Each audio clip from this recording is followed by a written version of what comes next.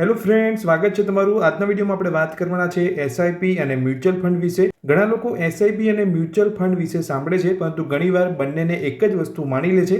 તો આજના વિડીયોમાં આપણે જોઈશું કે એસઆઈપી શું છે, મ્યુચ્યુઅલ ફંડ શું છે, એસઆઈપી અને મ્યુચ્યુઅલ ફંડ વચ્ચે ફરક શું છે અને એસઆઈપીના ફાયદા શું છે। એસઆઈપી અને મ્યુચ્યુઅલ ફંડ વિશે સંપૂર્ણ માહિતી મેળવવા માંગતા હોય તો વિડીયોને અંત સુધી જોતા રહેજો।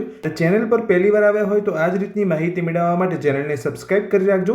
ચલો વિડીયોની શરૂઆત કરીએ। તો સૌથી પહેલા આપણે જોઈશું કે મ્યુચ્યુઅલ ફંડ શું છે। તો મ્યુચ્યુઅલ ફંડ તમે અહીંયા જોઈ શકો છો। મ્યુચ્યુઅલ ફંડ એક એવી યોજના છે જેમાં ઘણા રોકાણકારોના પૈસા ભેગા કરવામાં આવે છે। ત્યારબાદ આ પૈસાને નિષ્ણાત એટલે કે ફંડ મેનેજર દ્વારા share market, bond, government securities અને અન્ય રોકાણના સાધનોમાં રોકવામાં આવે છે।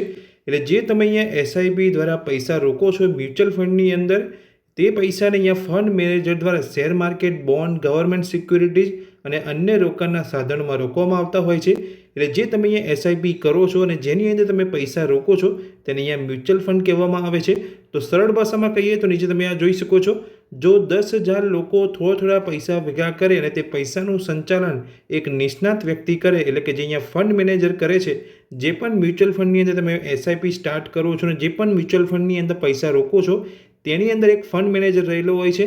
એટલે એક નિષ્ણાત વ્યક્તિ હોય છે, તે તમારા પૈસાને અલગ અલગ જગ્યાએ અહીંયા ઇન્વેસ્ટ કરીને તમારા પૈસા ઉપર સારું એવું રિટર્ન તમને આપતા હોય છે।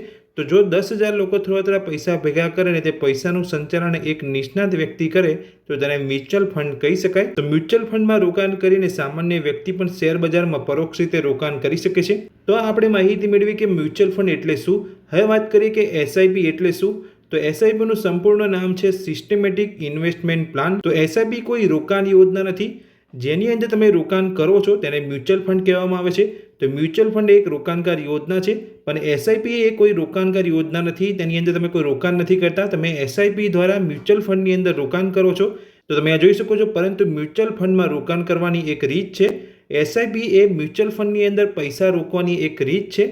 તો સિસ્ટમેટિક ઇન્વેસ્ટમેન્ટ પ્લાન એટલે કે એસઆઈપી દ્વારા તમે અહીંયા મ્યુચ્યુઅલ ફંડની અંદર પૈસા રોકી શકો છો। તો એસઆઈપી દ્વારા તમે દર મહિને એક નિશ્ચિત રકમ રોકાણ કરી શકો છો। તો જો તમે અહીંયા એસઆઈપી સ્ટાર્ટ કરવા માંગતા હોય તો મિનિમમ તમે 500 રૂપિયાથી શરૂ કરી શકો છો। 500 રૂપિયાથી લઈને તમે 1000 રૂપિયા, 2000 રૂપિયા, જેટલા પણ રૂપિયાની તમે અહીંયા એસઆઈપી શરૂ કરવા માંગતા હોય તમે કરી શકો છો। પણ મિનિમમ જો તમે શરૂઆત કરવા માંગતા હોય તો 500 રૂપિયાથી પણ તમે કરી શકો છો। તો જેટલા પણ રૂપિયાની તમે અહીંયા એસઆઈપી સ્ટાર્ટ કરો છો તે જે રકમ હોય છે બેંક ખાતામાંથી ઓટોમેટિક કાપી લેવામાં આવતી હોય છે અને પસંદ કરેલા મ્યુચ્યુઅલ ફંડમાં રોકાણ થતું હોય છે। જે પણ મ્યુચ્યુઅલ ફંડની અંદર પૈસા રોકીને તમે એસઆઈપી શરૂ કરો છો તો તે એસઆઈપીની જે પણ અમાઉન્ટ હોય 500 રૂપિયા, 1000 રૂપિયા કે 2000 રૂપિયા, એ બેંક દ્વારા અહીંયા ઓટોમેટિક કટ કરવામાં આવતી હોય છે। તો એસઆઈપી તમે કઈ રીતે ઓનલાઈન સ્ટાર્ટ કરી શકો છો, કઈ એપ્લિકેશનની અંદર તમે સ્ટાર્ટ કરી શકો છો, એ જો તમે નથી જાણતા તો મને કોમેન્ટ બોક્સની અંદર કોમેન્ટ કરીને જરૂરથી જણાવજો। હું તમને અહીંયા ચોક્કસથી અલગ વિડીયો બનાવીને જણાવીશ કે તમે કેવી રીતે ઓનલાઈન તમારા મોબાઈલથી એપ્લિકેશનની અંદર એસઆઈપી શરૂ કરી શકો છો। હવે વાત કરીએ કે એસઆઈપી અને મ્યુચ્યુઅલ ફંડ વચ્ચે શું ફરક છે। ઘણા લોકો અહીંયા એસઆઈપી અને મ્યુચ્યુઅલ ફંડ સાંભળી અને ગૂંચવાતા હોય છે કે બંને અહીંયા સેમ જ છે અને બંનેને અહીંયા એક જ ગણતા હોય છે। તો આજે હું તમને વિડીયોની અંદર એક સરળ ઉદાહરણથી સમજાવું છું કે એસઆઈપી અને મ્યુચ્યુઅલ ફંડ કઈ રીતે અલગ છે। તો એક સરળ ઉદાહરણથી સમજીએ તો તમે જોઈ શકો છો, ધારો કે મ્યુચ્યુઅલ ફંડ એક કાર છે, તો હું અહીંયા એક કાર ડ્રો કરી રહ્યો છું, જેને તમે સમજી લો કે આ એક મ્યુચ્યુઅલ ફંડ છે અને એસઆઈપી એક કાર ખરીદવાની રીત છે। એટલે આ જે અહીંયા કાર છે તેની અંદર તમે પૈસા લગાવશો તો તમે અહીંયા કાર ખરીદી શકશો। તો એસઆઈપી એ એક કાર ખરીદવાની રીત છે। તો કાર એટલે મ્યુચ્યુઅલ ફંડ અને દર મહિને હપ્તા ભરીને કાર ખરીદવાની રીત એટલે એસઆઈપી, જે તમે પૈસા ઇન્વેસ્ટ કરીને તમે રિટર્ન મેળવી રહ્યા છો તેને અહીંયા એસઆઈપી કહેવામાં આવે છે। જેની અંદર તમે પૈસા ઇન્વેસ્ટ કરો છો તેને મ્યુચ્યુઅલ ફંડ કહેવામાં આવે છે। એટલે એસઆઈપી અને મ્યુચ્યુઅલ ફંડ બંને એક જ વસ્તુ નથી। મ્યુચ્યુઅલ ફંડ એ એક રોકાણનું સાધન છે જેની અંદર તમે રોકાણ કરો છો તે મ્યુચ્યુઅલ ફંડ છે, જ્યારે એસઆઈપી તેમાં રોકાણ કરવાની પદ્ધતિ છે। હવે વાત કરીએ, તમે એસઆઈપીની સાથે લમસમ પણ સાંભળ્યું હશે। તો લમસમ અને એસઆઈપીમાં શું ફરક છે। તો મ્યુચ્યુઅલ ફંડમાં રોકાણ કરવાની બે મુખ્ય રીત હોય છે। જો તમે એક નાની અમાઉન્ટથી શરૂઆત કરવા માંગતા હોય એસઆઈપી દ્વારા તો કરી શકો છો, અને જો તમે બહુ મોટી અમાઉન્ટથી શરૂઆત કરવા માંગતા હોય તો લમસમ દ્વારા પણ તમે મ્યુચ્યુઅલ ફંડની અંદર ઇન્વેસ્ટ કરી શકો છો। તો લમસમની અંદર તમે મોટી અમાઉન્ટથી શરૂ કરી શકો છો। તો તમે જોઈ શકો છો લમસમ ઇન્વેસ્ટમેન્ટ એટલે શું। તો આમાં તમે એક સાથે મોટી રકમ રોકી શકો છો। એક વખતની અંદર તમે 50,000 થી લઈને 1 લાખ સુધીનું રોકાણ તમે લમસમ ઇન્વેસ્ટમેન્ટ દ્વારા રોકી શકો છો। જ્યારે એસઆઈપી ઇન્વેસ્ટમેન્ટ એટલે કે તમે જોઈ શકો છો આમાં દર મહિને તમે થોડી રકમ રોકી શકો છો। ઉદાહરણ તરીકે 1000 દર મહિને, નવા રોકાણકારો માટે એસઆઈપી વધુ અનુકૂળ માનવામાં આવે છે કેમ કે તમે અહીંયા મિનિમમ અમાઉન્ટ એટલે કે ઓછામાં ઓછી અમાઉન્ટથી તમે શરૂ કરી શકો છો. એટલે એસઆઈપી ઇન્વેસ્ટમેન્ટ એ બેસ્ટ ગણવામાં આવે છે. હવે વાત કરીએ એસઆઈપીના ફાયદા શું છે, તો તમે જોઈ શકો છો નાની રકમથી તમે શરૂઆત કરી શકો છો. 500 રૂપિયાથી તમે શરૂ કરી શકો છો એસઆઈપી. તેથી કોઈ પણ વ્યક્તિ રોકાણ કરી શકે છે. સાથે તમે જોઈ શકો છો નિયમિત બચતની ટેવ પડતી હોય છે એસઆઈપીથી. દર મહિને રોકાણ થવાથી બચત કરવાની સારી ટેવ પડે છે. આમ તમારા બેંકના ખાતાની અંદર 2000, 5000 કે એ રીતની અમાઉન્ટ પડી રહેતી હોય છે. પણ જો તમે દર મહિને એસઆઈપીની અંદર 500 રૂપિયા ઇન્વેસ્ટ કરો છો તો એક સારી એવી બચત તમારી થતી હોય છે અને તમને મહિને 12 થી 15% રિટર્ન અહીંયાથી મળતું હોય છે, જે બેંક કરતાં એફડી કરતાં પણ સારું એવું રિટર્ન હોય છે. સાથે એસઆઈપીની અંદર બજારના ઉતાર ચઢાવનો પણ અહીંયા ફાયદો થતો હોય છે. તો એસઆઈપીની અંદર બજાર નીચે જાય ત્યારે વધુ યુનિટ મળે છે અને બજાર ઉપર જાય ત્યારે ઓછી યુનિટ મળે છે.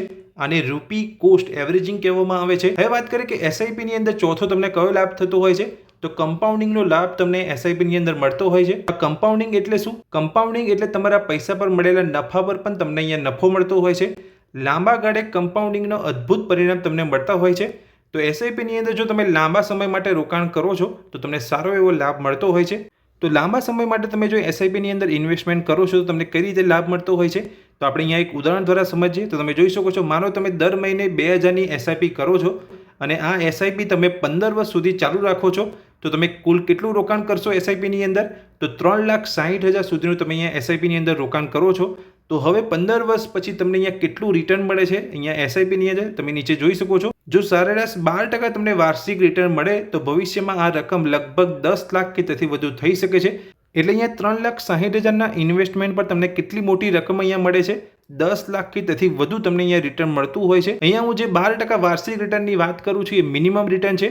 12% કરતાં ઉપર અહીંયા રિટર્ન મળતું હોય છે એસઆઈપીની અંદર. એટલે જો તમે આજના રોજ અહીંયા એસઆઈપીની અંદર 2000નું રોકાણ કરો છો અને દર મહિને તમે અહીંયા 2000 ઇન્વેસ્ટ કરો છો એસઆઈપીની અંદર અને 15 વર્ષ સુધી તમે એસઆઈપી ચાલુ રાખો છો અને 15 વર્ષ પછી તમને આ એસઆઈપીમાંથી ટોટલ કેટલી રકમ મળતી હોય છે, તો 10 લાખ કે તેથી વધુ તમને અહીંયા રિટર્ન મળતું હોય છે. એટલા માટે અત્યારે એસઆઈપી સૌથી બેસ્ટ ગણવામાં આવે છે કેમ કે એસઆઈપીની અંદર ગરીબથી લઈને મધ્યમ વર્ગથી લઈને દરેક વ્યક્તિ પૈસા રોકી શકે છે. હવે વાત કરીએ કે એસઆઈપીની અંદર કોણ કોણ રોકાણ કરી શકે છે, તો એસઆઈપીની અંદર દરેક વ્યક્તિ અહીંયા રોકાણ કરી શકે છે કેમ કે તમે અહીંયા મિનિમમ 500 રૂપિયાથી શરૂ કરી શકો છો. તો નોકરી કરતા લોકો, નાના વેપારીઓ, વિદ્યાર્થીઓ, ગૃહિણીઓ, લાંબા ગાળે સંપત્તિ બનાવવા માંગતા દરેક લોકો આ એસઆઈપીની અંદર ઇન્વેસ્ટમેન્ટ કરી શકે છે. હવે વાત કરીએ કે એસઆઈપી શરૂ કરતાં પહેલાં તમારે કઈ બાબતનું ધ્યાન રાખવાનું છે, તો સૌથી પહેલાં તમારા નાણાકીય લક્ષ્ય નક્કી કરો. એટલે કે તમે કેટલા રૂપિયા એસઆઈપીની અંદર રોકી શકો છો, કે જે તમારી મહિનાની કમાણી છે તેની અંદર તમે 500 રૂપિયા, 1000 રૂપિયા કે 2000 રૂપિયા રોકી શકો છો. એ તમારે પહેલાં નક્કી કરવાનું છે એસઆઈપી શરૂ કરતાં પહેલાં. ત્યાર પછી તમારે મ્યુચ્યુઅલ ફંડ પસંદ કરવાનું છે. યોગ્ય મ્યુચ્યુઅલ ફંડ પસંદ કરો એટલે જે મ્યુચ્યુઅલ ફંડની અંદર સારું એવું રિટર્ન મળે છે એ મ્યુચ્યુઅલ ફંડ તમારે પસંદ કરવાનું છે અને મ્યુચ્યુઅલ ફંડની હિસ્ટ્રી તમારે ચેક કરવાની છે. એટલે કે જે પણ તમે અહીંયા મ્યુચ્યુઅલ ફંડ પસંદ કર્યું છે એસઆઈપી શરૂ કરવા માટે, એ મ્યુચ્યુઅલ ફંડની અંદર 6 મહિનાની અંદર કેટલું રિટર્ન મળે છે, છેલ્લા 1 વર્ષની અંદર કેટલું રિટર્ન મળ્યું છે, છેલ્લા 1 મહિનાની અંદર કેટલું રિટર્ન મળ્યું છે, એ દરેક હિસ્ટ્રી તમારે ચેક કરવાની છે. ત્યાર પછી જ તમારે મ્યુચ્યુઅલ ફંડની અંદર એસઆઈપી સ્ટાર્ટ કરવાની છે. અને એસઆઈપી શરૂ કર્યા પછી તમારે અહીંયા લાંબા ગાળાનો વિચાર રાખવાનો છે. લાંબા ગાળા માટે તમે અહીંયા એસઆઈપી ચાલુ રાખશો તો જ તમને સારું એવું રિટર્ન મળશે. જેમ કે મેં તમને અહીંયા ઉદાહરણ આપ્યું કે 2000નું જો તમે રોકાણ કરો છો 15 વર્ષ માટે તો તમને અહીંયા 3,60,000ના 10 લાખથી વધારે મળી શકે છે. તો દોસ્તો આજના વિડીયોમાં મેં તમને માહિતી આપી કે એસઆઈપી અને મ્યુચ્યુઅલ ફંડ વચ્ચે શું ફરક છે, એસઆઈપી એટલે શું, મ્યુચ્યુઅલ ફંડ એટલે શું. આજનો વિડીયો પસંદ આવ્યો હોય તો વિડીયોને લાઇક કરજો. ચેનલ પર પહેલી વાર આવ્યા હોય તો ચેનલને સબસ્ક્રાઇબ કરી રાખજો. Thank you.